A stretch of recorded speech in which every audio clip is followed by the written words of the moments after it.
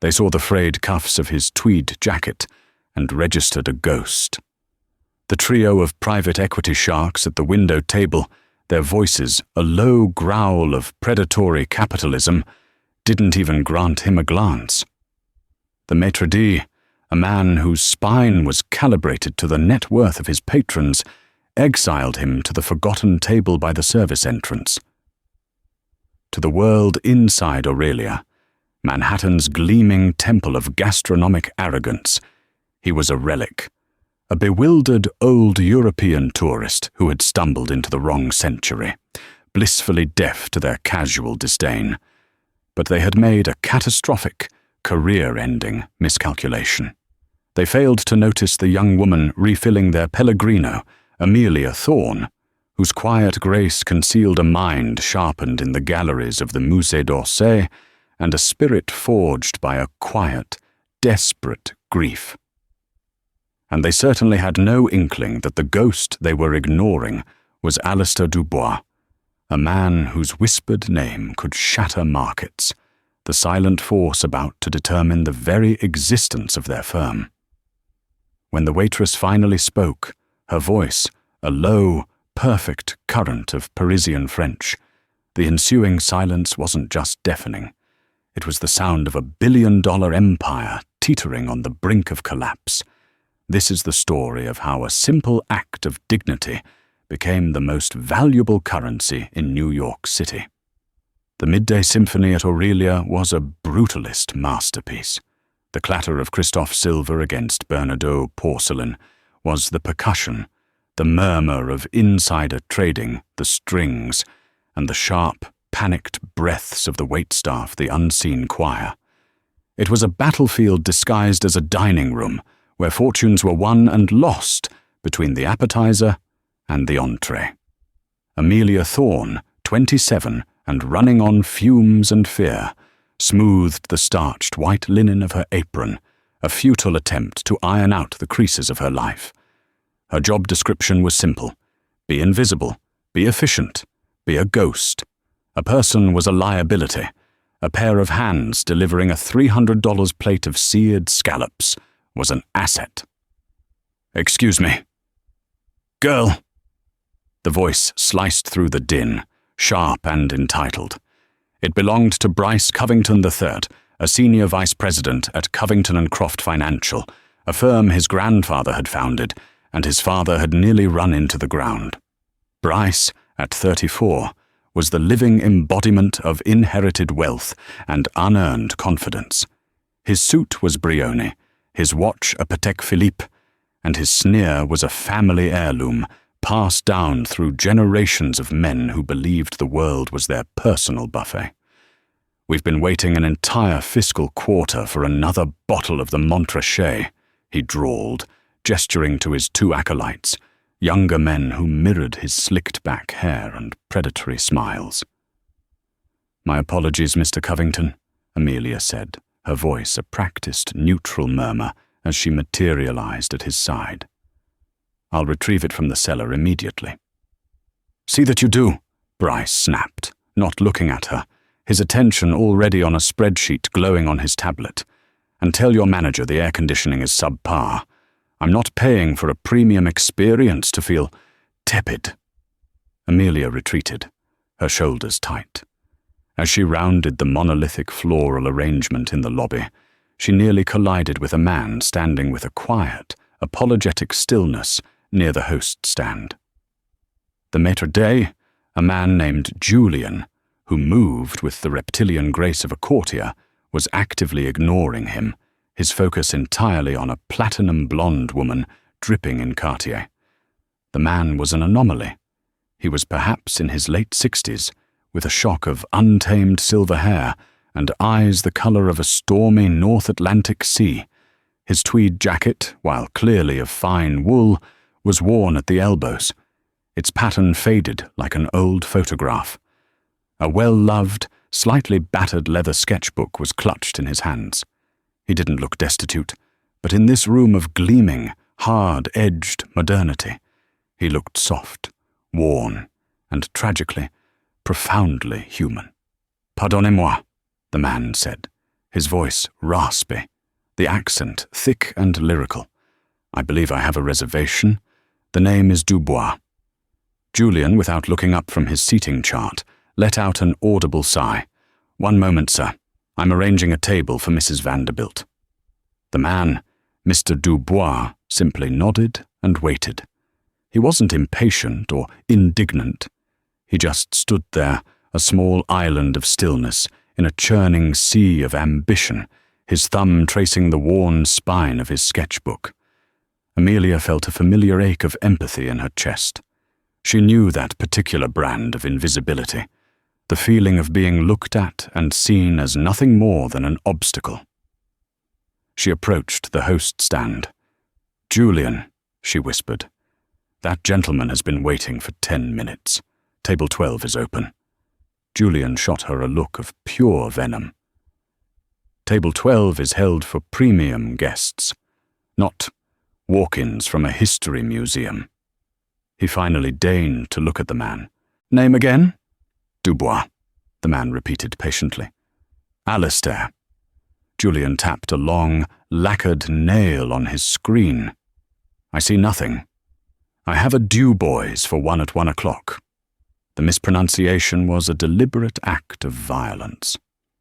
"Oui, that would be me," the man affirmed with a polite, weary nod.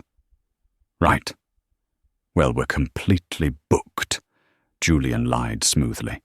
"The only table I might be able to find for you is number 27. Table 27 was a social Siberia. It was a tiny two-top wedged between the swinging doors of the kitchen and the rumbling ice machine, a place where the symphony of the dining room was replaced by the clatter of dropped pans and the shouted curses of the chefs. It was where they seated tourists with fanny packs and people they hoped would never return. "That will be perfectly acceptable," the man said, a faint, sad smile touching his lips. He seemed to pull his worn jacket tighter around himself, as if anticipating the chill. As he was led to his corner of purgatory, he had to pass Bryce Covington's table. Bryce looked up from his tablet, his eyes scanning the old man with a predator's casual cruelty. "Well, look what the cat dragged in," Bryce announced, his voice carrying across the restaurant. "Did a professor wander off campus? Hey, Gandalf, the public library is that way." His two junior partners erupted in sycophantic laughter. The older man stopped for a single, fractional beat. He did not turn. His shoulders stiffened almost imperceptibly, and his knuckles, gripping the sketchbook, turned a stark, bloodless white. Then, with a quiet dignity that was utterly lost on the room, he continued his slow walk to the worst table in the house. A hot flush of anger crept up Amelia's neck. It was more than rude. It was a violation. She glanced toward her manager, Mr. Davies, a man whose primary skill was monetizing cowardice. Davies was busy fawning over a tech billionaire, his back pointedly turned to the unfolding cruelty. Bryce Covington's corporate account was a lifeline for the restaurant. The old man in the tweed jacket would be lucky to spend $100. In the cold, hard calculus of Aurelia's balance sheet, the insult was not only permissible, it was profitable. Amelia grabbed a chilled bottle of water and a freshly polished glass. "I'll take table 27, she told Julian, her voice tight. "Be my guest," Julian sniffed, a smirk playing on his lips. "Don't strain yourself counting the tip." She walked over to the small, wobbly table. The blast of cold air from a nearby vent was constant, rustling the pages of the menu. The man was staring at the menu, but his gaze seemed to be 1,000 miles away, lost in some private, melancholic landscape. "Good afternoon, sir," Amelia said, forcing a warmth into her voice that she didn't feel. She set the water down with a deliberate gentleness, a small act of rebellion against the restaurant's harshness. "My name is Amelia. I do apologize for the draft. The moment a more comfortable table becomes available, I will see to it that you are moved." The man looked up, and for the first time, She saw his eyes clearly. They were astonishing, a piercing, intelligent blue, filled with a deep, ancient weariness that seemed at odds with their sharpness. His gaze flickered to her name tag, then back to her face. "Thank you, Amelia," he said, his pronunciation of her name soft and European. "But please, do not trouble yourself. I am quite accustomed to, how do you say, the cold shoulder." He offered another one of those small, knowing smiles that didn't quite reach his eyes. It was the smile of a man who had seen the worst of people and was no longer surprised by it. "May I get you something to drink to start? A glass of wine?" He hesitated, his eyes briefly scanning the exorbitant prices on the wine list. "Just a café noir, please, and perhaps the cassoulet." "An excellent choice, sir," Amelia said, the lie tasting like ash in her mouth. The cassoulet was a pre-prepared, microwaved dish they served on the lunch menu to cut costs, but she couldn't bear to tell him that. "I'll ensure the kitchen makes it extra hot for you." As she walked away, she was intercepted by Bryce Covington, who snapped his fingers in the air like he was calling a dog. "Hey, you. Did you fall into the wine cellar? We need bread. And another thing, tell your manager I want that relic moved. He keeps staring over here. It's spoiling the aesthetic." The man wasn't looking at them. He was sketching in his notebook, his head bowed in concentration. "He's just having his lunch, Mr. Covington," Amelia said, her jaw clenched. "He's an eyesore," Bryce sneered, leaning back in his chair and swirling his wine. "Probably doesn't even speak a word of English.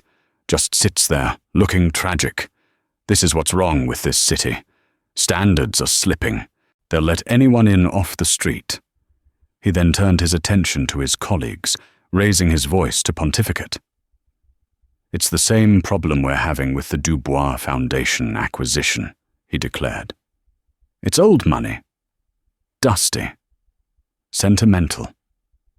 They're clinging to these antiquated ideas of cultural heritage instead of seeing the portfolio for what it is, undervalued real estate and a tax write-off.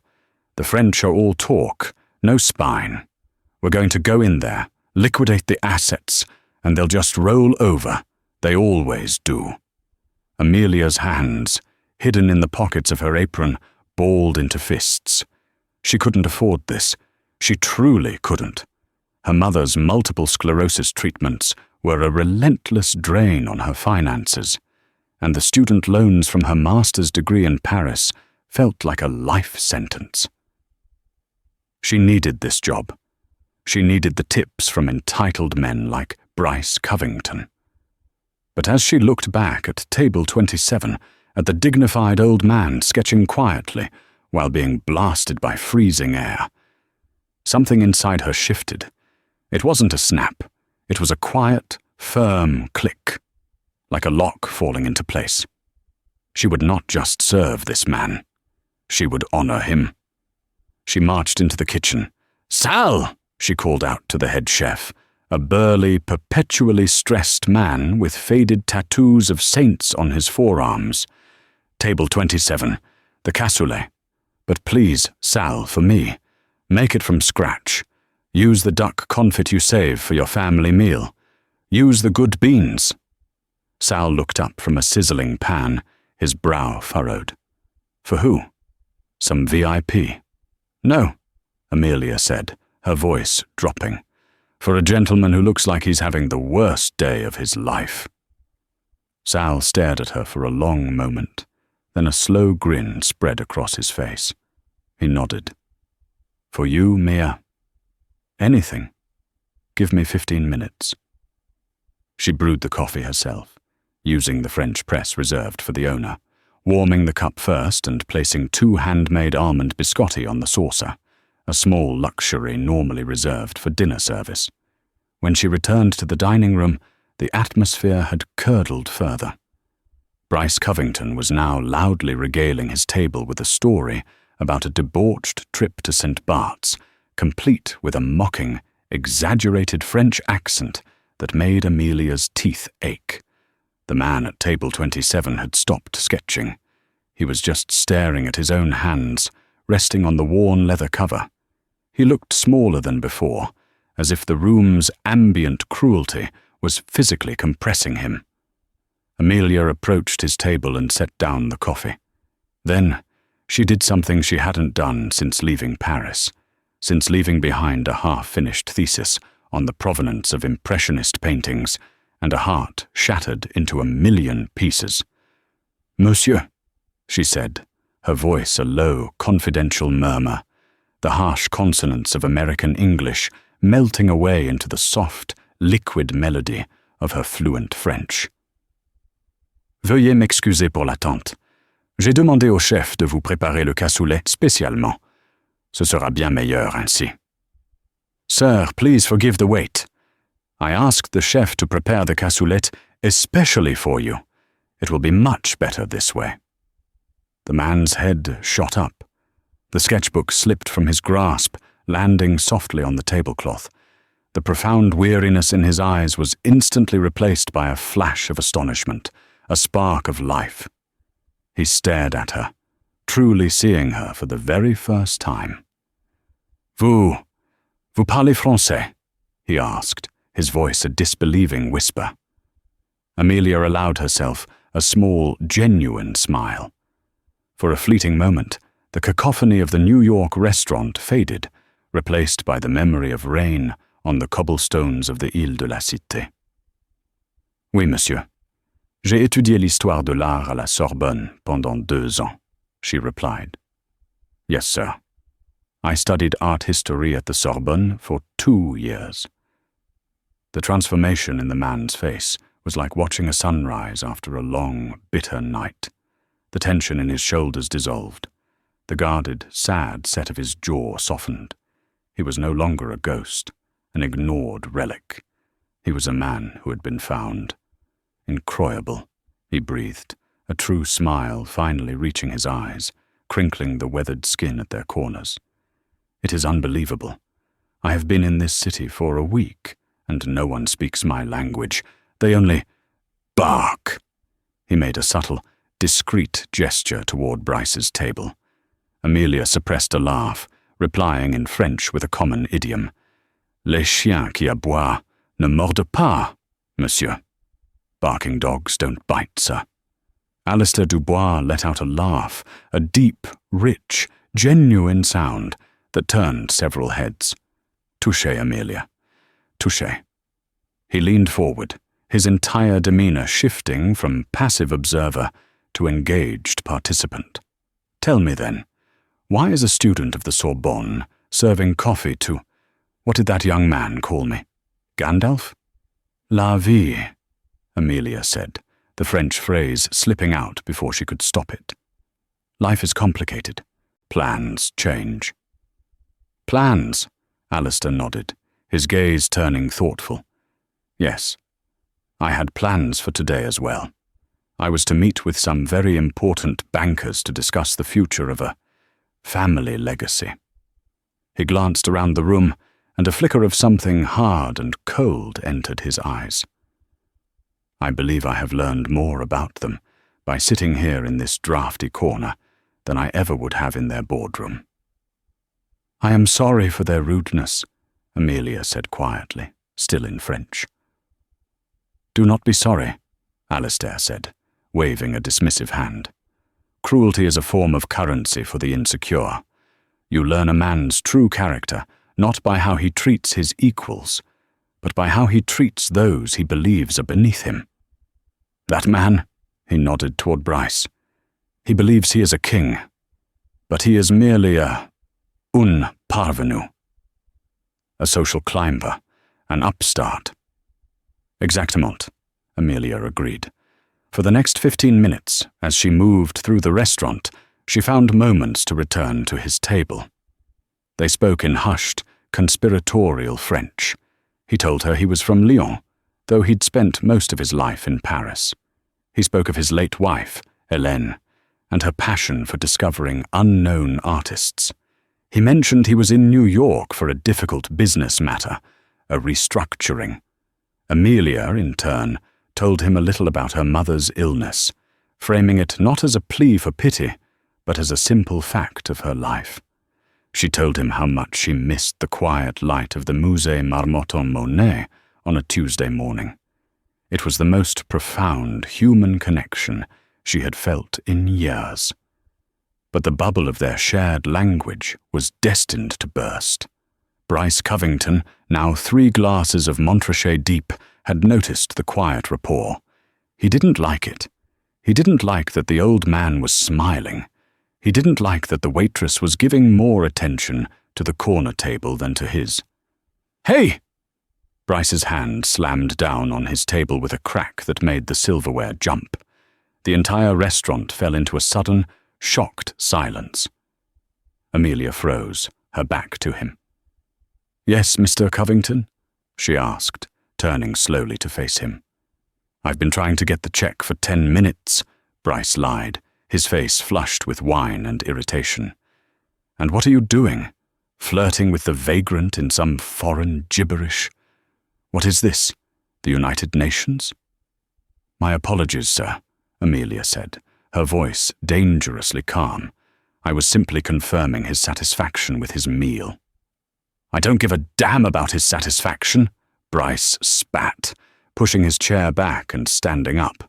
He was a large man, and he used his height as a weapon, striding toward Amelia and invading her personal space. "You know, I spend more on lunch in this restaurant than you earn in a month. I expect service, I expect deference, and I do not expect to be ignored for him." He jabbed a thick manicured finger in Alistair's direction. Alistair slowly placed his coffee cup back on its saucer. The delicate porcelain made a sharp, definitive clink. "Is there a problem here, monsieur?" Alistair asked. His English was slow, deliberate, and heavily accented, but the weary, grandfatherly tone was gone. It had been replaced by something else, something cold and sharp, like glacial ice. Bryce laughed, a harsh, barking sound. "Oh, the fossil speaks. Yeah, there's a problem, Pappy. You're killing the vibe, and you—" He turned his venom back on Amelia. "I'm having a word with your manager. In fact, Davies!" Mr. Davies scurried over, his face a mask of panic. "Yes, Mr. Covington, is there a problem with your meal?" "There's a problem with your staff," Bryce said, adjusting the knot of his tie. "This waitress has been insubordinate and neglectful. She's been fawning over this drifter, instead of attending to my table.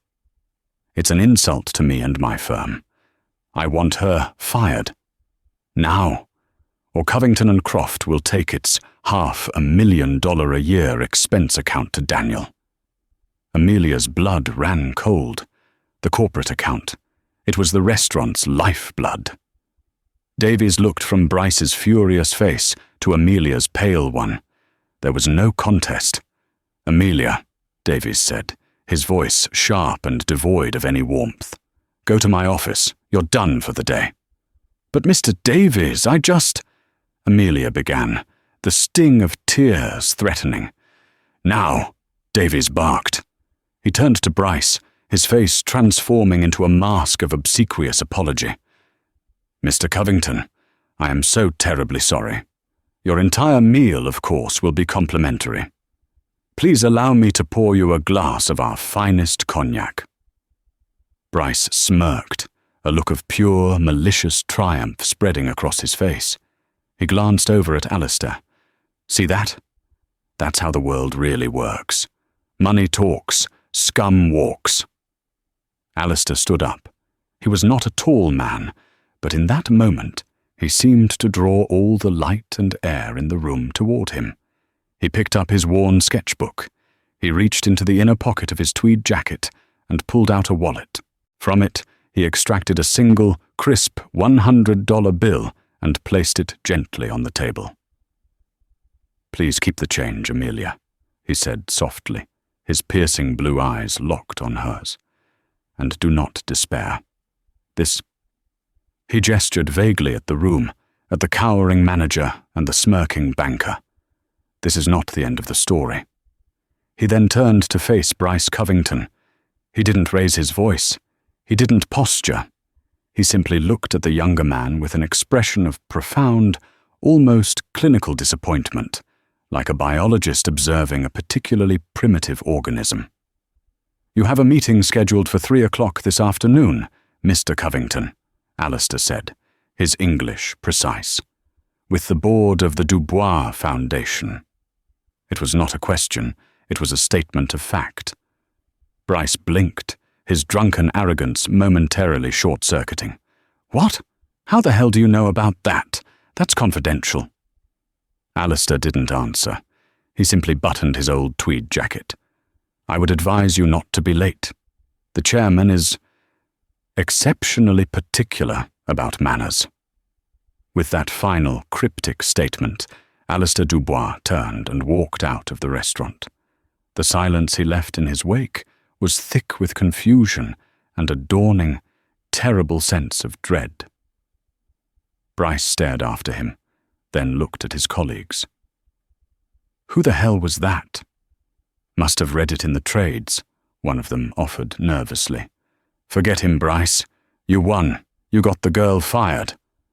Bryce sat back down, but the triumphant smirk had vanished, replaced by a flicker of uncertainty. "Yeah," he muttered, more to himself than to anyone else. "I won." Amelia, standing frozen by the kitchen doors, finally allowed a single, hot tear to trace a path down her cheek. She untied the apron, the symbol of her servitude, and let it fall to the floor. She had just lost her job, her only lifeline, because she had shown a moment of kindness to a lonely old man.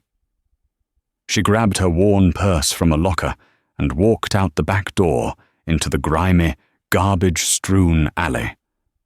The sobs she had been holding back finally shaking her entire body. She didn't see the gleaming black Bentley that had been waiting patiently at the corner of the block. She didn't see the uniformed driver hold the rear door open for the man in the tweed jacket. And she certainly didn't hear the man pick up a sleek satellite phone as the car pulled silently into traffic and dial a number. "Genevieve," Alistair Dubois said into the phone, his voice no longer accented or weary, but sharp, cold, and resonant with absolute authority. "Cancel my 3 o'clock with Covington and Croft, and get me everything you can find on an Amelia Thorne, formerly of the Sorbonne, currently of Aurelia Restaurant. Yes, immediately. We have a great deal of work to do." Bryce Covington III adjusted his Hermes tie in the reflection of the elevator's polished bronze doors. He looked, he thought, magnificent.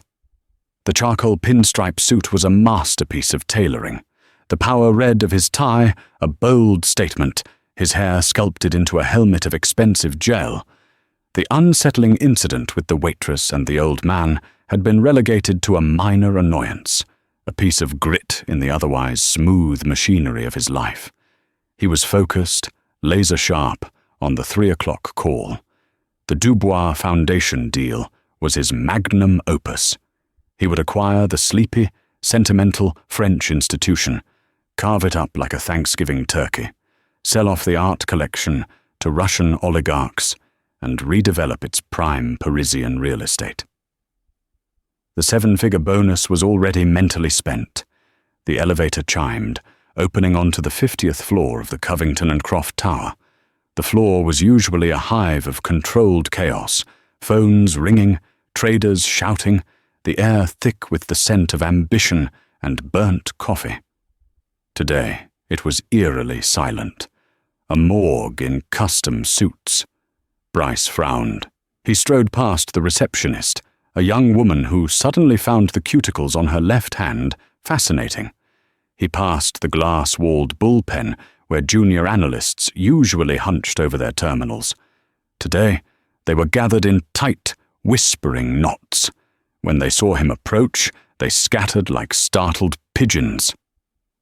"What in God's name is going on?" Bryce muttered. "Covington!" The roar came from the corner office, the one with the panoramic view of the Hudson.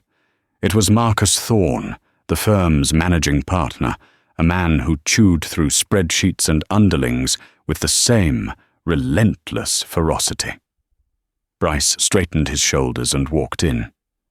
"Marcus, just prepping for the 3 o'clock with the Dubois board. I've got the final offer sheet right here."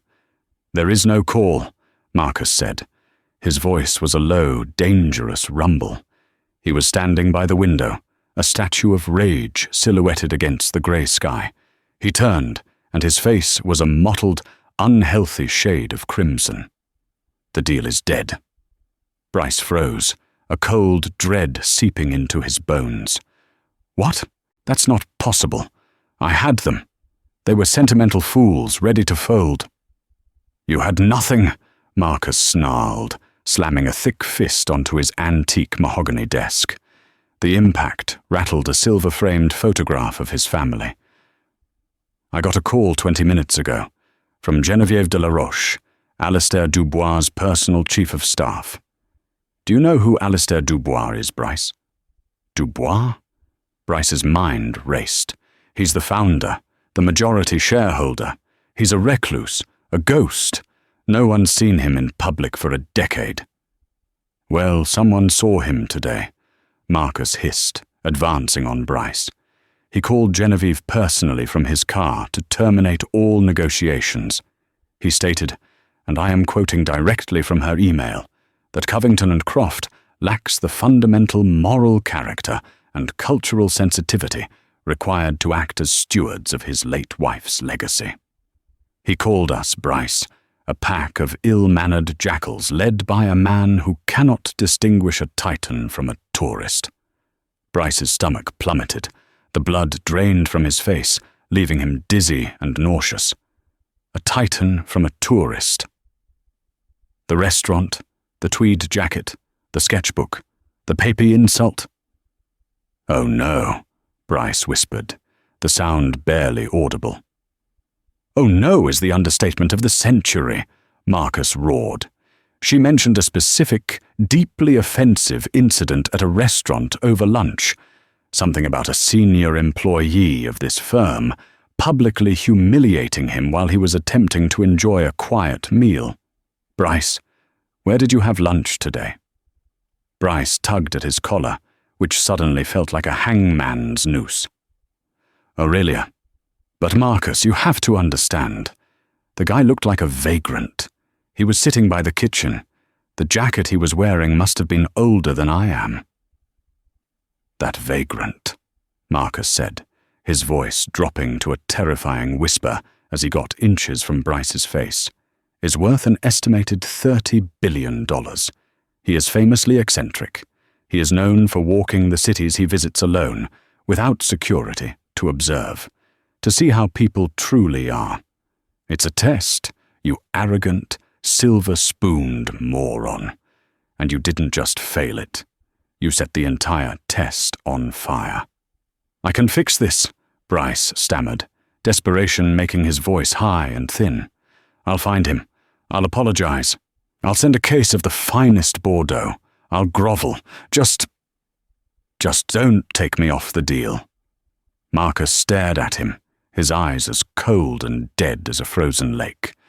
"You have until the market opens tomorrow. If that deal is not back on the table, if Alistair Dubois has not personally called me to reinstate negotiations, then you are finished. Not just at this firm. You're finished in this city.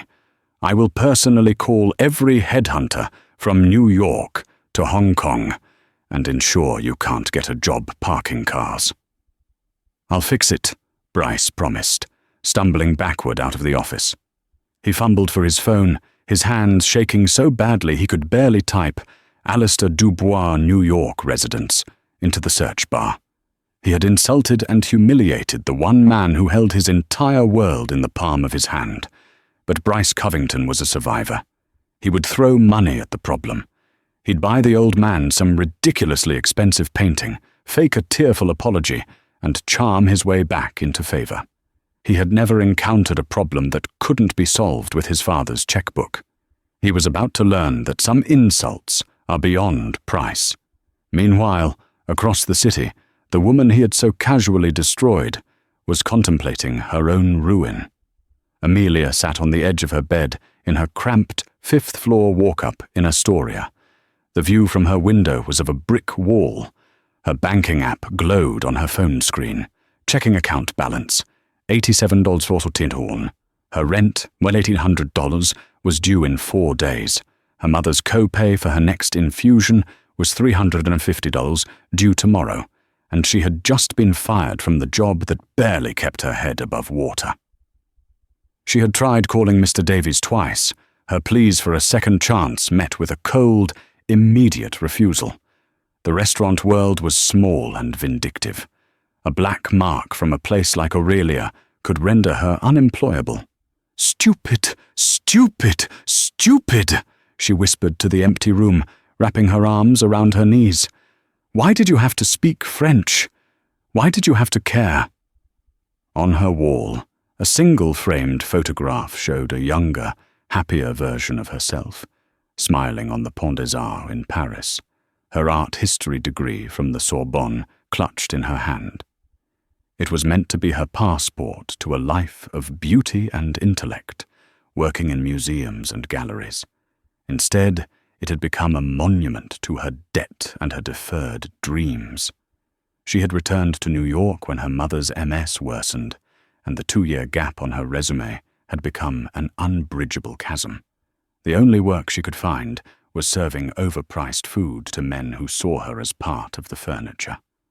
A sharp, authoritative knock on her apartment door made her jump. It wasn't the landlord.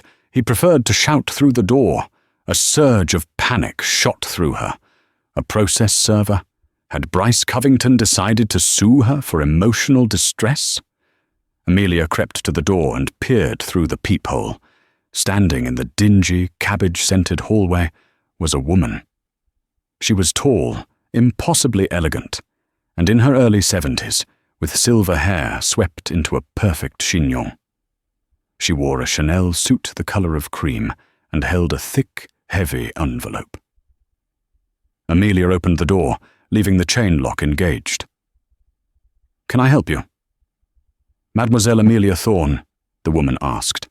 Her voice was crisp, with the same Parisian accent as the old man, but hers was honed and polished, the accent of the aristocracy. "Who's asking?" "My name is Geneviève de la Roche. I have a communication for you from my employer." She held up the envelope. It was sealed with a dark blue wax stamp, bearing an intricate crest. Amelia slowly unhooked the chain and took the envelope. It felt impossibly heavy in her hand. Am I in some kind of trouble?" "Quite the contrary, mademoiselle," Geneviève said, her expression unreadable. "The car is waiting for you downstairs." "What car? I suggest you read the letter." The woman took a discreet step back. Amelia's trembling fingers broke the wax seal. Inside, a single card, thick as a postcard, contained a few lines of elegant, handwritten script. "Mademoiselle Thorne, today you offered dignity in a room full of vanity. You offered humanity when I was treated as an object. My late wife, Hélène, always believed that a person's true worth was revealed in how they treated the invisible. By her measure, you are priceless. I have a proposition for you. Please accompany Geneviève. Do not concern yourself with your attire. Come as you are. Bien à vous. Alistair Dubois." Amelia's heart felt like it was going to beat its way out of her chest. Alistair Dubois, the old man. She remembered the name from her art history textbooks. The Dubois family were industrial titans, but their real legacy was the Dubois Foundation, one of the most important private art collections in the world. "Is this a joke?" she whispered, looking at Geneviève. "Monsieur Dubois does not have a sense of humor about these matters," Geneviève replied coolly. "We are on a rather tight schedule." Numbly, Amelia grabbed her thin jacket and her purse. She didn't bother to look back at the tiny apartment that had become her prison. She followed Genevieve down the 5 flights of stairs and out onto the street. There, parked in front of her crumbling building, looking like a spaceship that had landed in the wrong neighborhood, was a gleaming, black Rolls-Royce Phantom. Her neighbors were peering out of their windows, their expressions a mixture of awe and suspicion. The driver held the door open, and Amelia slid into the silent, leather-scented interior. They drove in surreal silence, gliding through the snarled Queens traffic and across the bridge into the glittering canyon of Manhattan. They didn't stop at an office building or a hotel. They pulled up before a limestone-clad residential tower on Park Avenue, a building so exclusive it didn't have a name, only a number. The private elevator opened directly into a penthouse that seemed to float above Central Park. The walls were lined not with wallpaper, but with masterpieces. A Monet here, a Degas there, a breathtaking Rothko dominating one entire wall. Alistair Dubois was standing by a fireplace, gazing into the flames. He was no longer the hunched, weary tourist. He wore a perfectly tailored cashmere sweater and dark trousers. He looked rested, sharp, and radiated an aura of immense, quiet power. "Amelia," he said, turning with a warm, genuine smile. "Welcome." "Monsieur Dubois," she managed, her voice a squeak. I don't understand any of this." "Please, sit." He gestured to a plush sofa. "Tea. Or perhaps after the day you have had, something stronger." "Tea would be lovely," she whispered. A silent maid appeared as if from nowhere with a silver tray. "First," Alistair said, his expression growing serious as he sat opposite her, "I must offer you my most profound apology. My little social experiment at the restaurant had an unintended consequence. It cost you your livelihood. That was never my desire. I gravely underestimated the casual cruelty of men like Mr. Covington." "It wasn't your fault," Amelia said, her hands wrapped around the warm teacup. "Mr. Covington is who he is, and Mr. Davies is afraid of him." "Fear is a powerful tool," Alistair mused. "But integrity, that is a rare jewel. You, mademoiselle, showed integrity.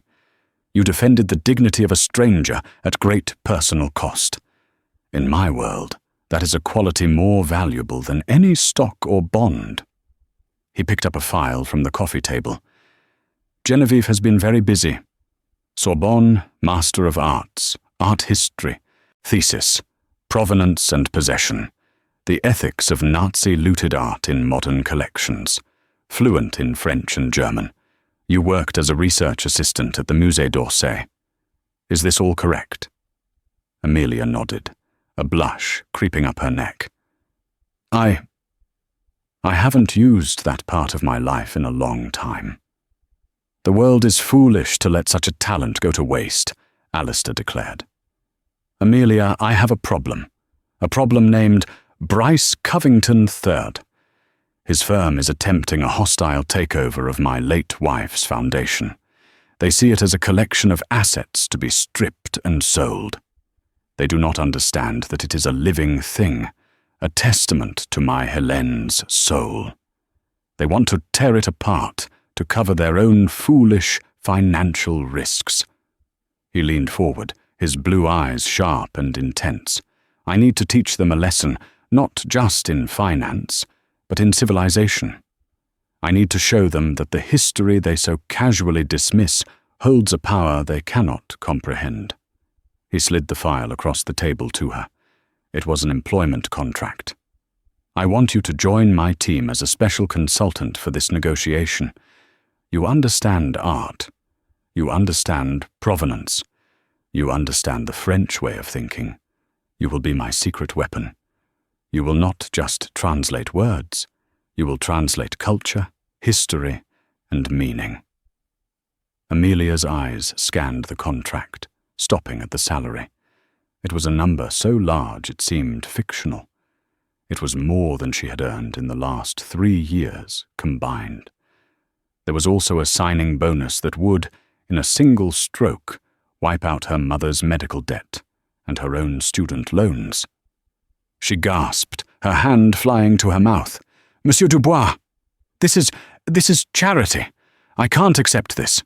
Alistair's face became stern. "Do not insult me, and do not insult yourself. This is not charity. It is a strategic investment. I am hiring your mind, your education, and most importantly, your character. I have rescheduled the final meeting with Covington and Croft for 2 days from now. Mr. Covington believes he is coming to grovel at my feet. He is mistaken. He will be meeting with you." "Me?" Amelia's eyes widened in terror. "I can't face him. He fired me." "He fired a waitress," Alistair corrected gently. "He will not know how to handle a Sorbonne-educated art historian who holds the fate of his firm in her hands. We have 48 hours, Amelia. Genevieve will handle your wardrobe. I will handle your education on their financial weaknesses.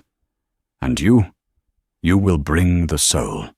On Friday, you will walk into that boardroom, and you will teach Bryce Covington the true meaning of value." Alistair extended his hand across the table. "So, Mademoiselle Thorne, are you ready to stop serving the soup and start rewriting the menu?" Amelia looked at the contract.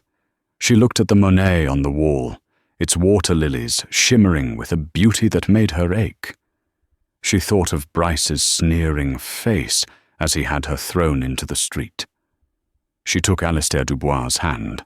Her grip was surprisingly firm. "Yes, monsieur," she said, her voice clear and steady for the first time all day. "I'm ready." The following 48 hours were a compressed, high-pressure metamorphosis. Alistair Dubois did not just give her a job, he armed her for war. Tuesday was for aesthetics. Genevieve de la Roche, it turned out, was not just a chief of staff, but a formidable arbiter of style who had once dressed first ladies. She didn't wrap Amelia in flashy logos or trendy disposable fashion.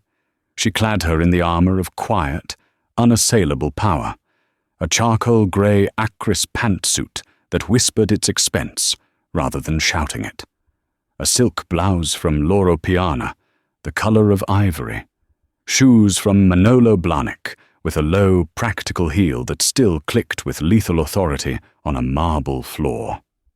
"You are not there to be decorative, Amelia," Genevieve instructed, her voice like crisp autumn leaves. "You are there to be underestimated and then to dominate. The clothes must say, 'I do not need to impress you because I have already won.'" When Amelia saw her reflection, she saw a stranger. The tired, apologetic slump of the waitress was gone, replaced by a straight spine. The messy ponytail had been replaced by a sleek, sharp haircut that framed her face. The fear in her eyes was still there, but it was now hidden behind a pair of severe, intelligent Tom Ford glasses. Wednesday was for strategy. Alistair sat with her in his vast, book-lined study for 12 hours straight. They didn't just review Covington and Croft's financials, they performed a corporate autopsy. "Here," Alistair said, pointing to a complex chart of offshore holdings. "This is Bryce's hubris. He has leveraged the firm's assets against speculative real estate ventures in Dubai. They are failing. The Dubois Foundation acquisition isn't a prize for him. It's a lifeline. He needs to liquidate our assets before his fiscal quarter ends to hide his own catastrophic losses from his board." "So we just say no, and he's ruined?" Amelia asked. "That is a butcher's solution," Alistair said with a faint smile. "We are aiming for surgery. We must let him believe he has a chance, and then we must dismantle his argument piece by piece, using a tool he does not possess and cannot value: knowledge." He pushed a thick, leather-bound volume across the desk. It was the complete catalogue raisonné of the Dubois Foundation. "You must know this book better than he knows his own bank statements." Amelia dove in. She didn't just skim it, she devoured it. She memorized the provenance of key paintings. She learned the story of the small, unassuming Corot landscape that Alistair's wife had purchased at a flea market, which later turned out to be a masterpiece. She studied the Foundation's charter, a document written by Hélène Dubois herself, and there, buried in the dense legalese, she found it. Article 7, Section B. In any potential transfer of assets, the primary consideration must be the preservation of the cultural and emotional integrity of the collection as a whole, a value that supersedes any purely financial appraisal. It was a poison pill, crafted by a woman of sentiment to defend against men of pure commerce. It was a clause Bryce Covington, in his arrogant rush, had almost certainly overlooked. Thursday was the dress rehearsal. Alistair brought in 2 of his most ruthless corporate lawyers from Paris. He had Amelia lead a mock negotiation. Initially she faltered. The lawyers were aggressive. They interrupted her. They buried her in financial jargon. "Stop," Alistair commanded from his armchair. "Amelia, they are bullying you. Why are you allowing it?" I was waiting for my turn to speak," she stammered. "In a world of sharks, you do not wait your turn." "You take it," Alistair said, his voice hard. "If they interrupt you, you hold up your hand, you look them in the eye, and you say, 'I am not finished.' Try again." They ran the simulation 3 more times. By the final run-through, Amelia was no longer the timid waitress. When one of the lawyers questioned her valuation of a Rodin sculpture, she didn't just argue. She slid a document across the table. "The valuation is irrelevant," she stated coolly. "As you would know if you had read the Foundation's charter, the Rodin cannot be sold individually. It is legally bound to the Degas pastels as part of the Hélène Dubois Memorial Collection. Attempting to separate them voids the entire deal. It is on page 42 of the charter you were provided." The lawyer fell silent. Alistair Dubois clapped his hands together, a slow, single, resonant sound. "She is ready." Friday morning dawned, grey and bruised over Manhattan. A single discreet black Maybach waited for Amelia. Alistair would not be attending in person. "My presence would make it about me," he had explained. "This must be about him, and it must be about you." He would be listening in via a secure audio link. Amelia sat in the back of the car, her hands resting on a slim leather portfolio. She was wearing the Acris suit and a single perfect strand of pearls that had belonged to Hélène Dubois. "Remember, Amelia," Alistair's voice came through the car's speaker system. "He is expecting to see a ghost from his past. Let him. And then show him that ghosts can be more powerful than he ever imagined." "Understood?" she said. She looked at her reflection in the tinted window. She did not see the girl who had cried in the alley. She saw a woman she didn't yet know, but was beginning to respect. The Maybach pulled up to the Covington and Croft Tower. The doorman, who had seen her 100 times delivering lunch, rushed to open her door, his eyes wide with confusion. She walked to the reception desk on the 50th floor. "Amelia Thorne to see Bryce Covington," she said, her voice calm and clear. "I am here on behalf of the Dubois Foundation." The receptionist fumbled with her phone. "Mr. Covington is expecting Monsieur Dubois?" "Monsieur Dubois has been detained," Amelia said smoothly, glancing at the Cartier watch Genevieve had insisted she wear. "I am empowered to speak on his behalf.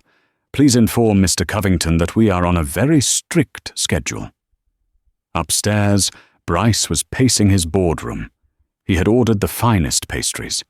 He had a ridiculously expensive bottle of scotch ready. He had practiced his apology, a masterpiece of false sincerity. He was expecting the old man in the tweed jacket. The double doors to the boardroom swung open. Bryce, Marcus Thorne, and 4 other partners stood up, their faces arranged in masks of respectful contrition. "Monsieur Dubois, We are so—" Bryce began, stepping forward with his hand outstretched, his gaze fixed on the doorway, not yet registering the figure who had entered. The figure walked past his outstretched hand without a glance. She moved to the head of the long mahogany table, the seat reserved for the most powerful person in the room, and placed her leather portfolio down with a soft, definitive thud. Then she turned. She took off her glasses and cleaned them with a small silk cloth. Bryce's brain struggled to process the information. The face was familiar. The eyes. He knew those eyes. But the suit, the posture, the aura of cold, untouchable confidence. It was all wrong. "Good morning, gentlemen," Amelia Thorne said. Her voice was the same one that had asked him if he preferred sparkling or still water, but it was now infused with the chilling authority of a judge about to deliver a verdict. "You," Bryce whispered, the single word a puff of disbelief. The waitress." "Special Consultant Amelia Thorne," she corrected him, her voice cutting through the stunned silence of the room. "And on behalf of the Dubois Foundation, I am here to accept your unconditional surrender." Marcus Thorne looked from Amelia's calm, composed face to Bryce's slack-jawed horror. "Bryce?" he demanded. "You know this woman?" Bryce's mouth flapped open and closed. She served me my lunch on Monday." A small, cold smile touched Amelia's lips. "Yes. And you had me fired for the crime of speaking French to a man you called a vagrant. A vagrant who happens to own the cultural institution you are trying to dismember." She pulled out the heavy chairman's chair and sat down, gesturing to the stunned men. "Please, be seated. We have a great deal to discuss. And Mr. Covington, if you snap your fingers at me, this meeting is over." Bryce Covington collapsed into his chair, his expensive suit suddenly looking like a cheap costume. Amelia opened her portfolio. "Let us begin."